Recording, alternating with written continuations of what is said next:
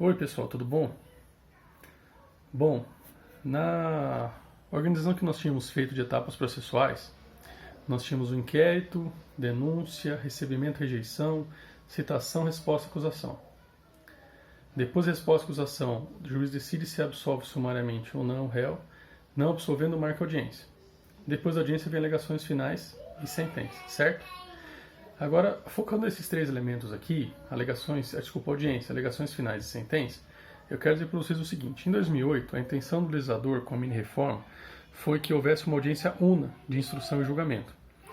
Nessa audiência, a ideia inicial era que ocorresse, como às vezes ocorre, a oitiva das testemunhas, os debates orais, que são as alegações finais, e depois a sentença do juiz.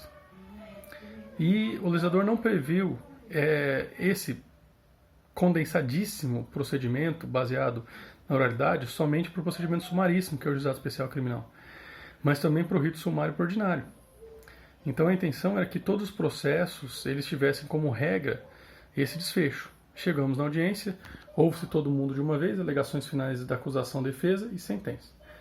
Por uma série de elementos, isso não acontece. O primeiro é aquilo que todo mundo já sabe.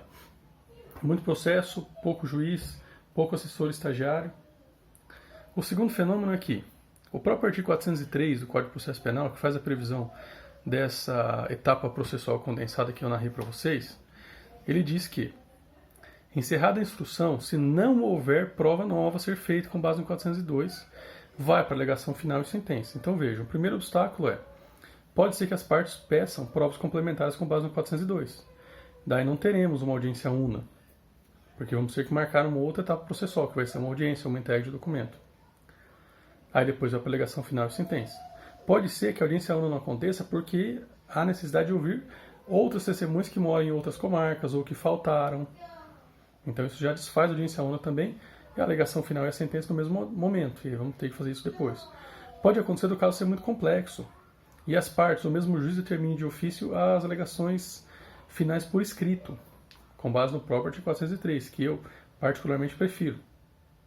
E pode acontecer de, mesmo com a alegação final oral na audiência, o juiz opte por realizar a aprovação de sentença no momento posterior. Então vejam como tem obstáculos. O que nós temos que entender? Como funcionam as alegações finais, porque nós já vimos sentença. Caso elas se deem em audiência, as alegações finais vão se dar com o Ministério Público falando por 20 minutos, com prorrogação por mais 10, a defesa falando por 20 minutos, com prorrogação por mais 10, e depois, em tese, vamos para a sentença. Detalhes aqui importantes. Se tiver assistente de acusação, que é um advogado que se habilita para defender interesses da vítima ou de familiares, no curso do processo, ele vai ter 10 minutos para fazer as alegações finais após o Ministério Público. Então o Ministério vai falar 20 minutos mais 10, o assistente de acusação mais 10 e a defesa vai ter 20 minutos, mais 10 e mais 10. Então muita atenção para esse detalhe. Outro detalhe é que para cada réu conta em separado o tempo para a alegação final por parte do seu defensor constituído. Então se tem 2 réus, cada um tem o tempo individual. Se tem 3 réus, cada um tem tempo individual. Muita atenção para isso.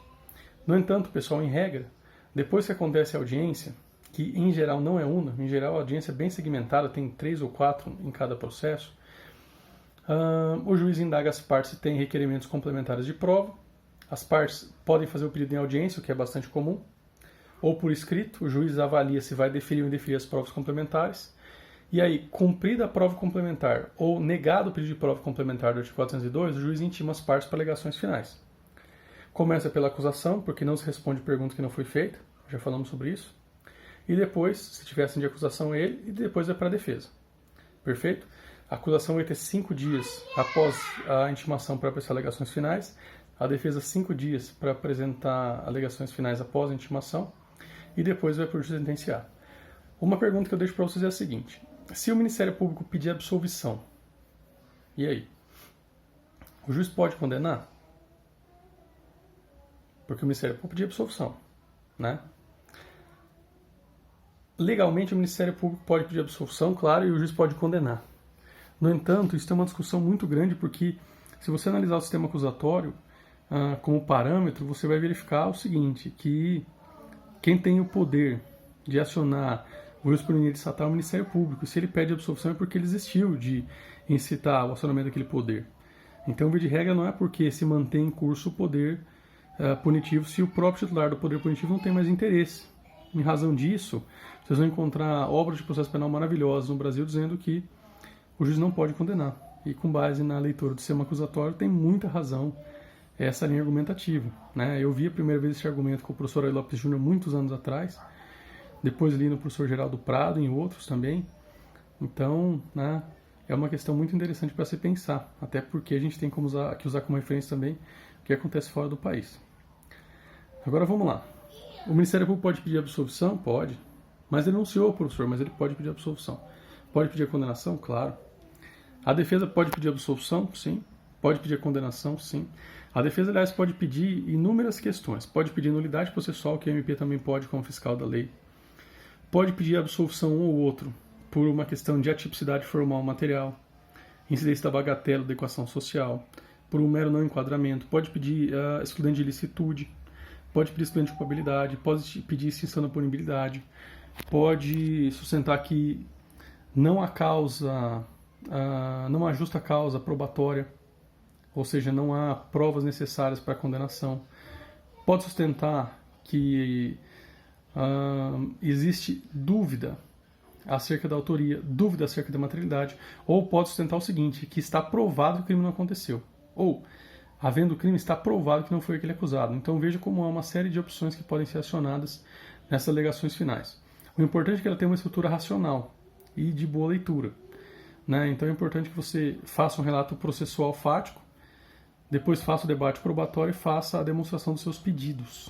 Tá bom? Então é uma peça das mais importantes, mas que tem uma estrutura simplificada.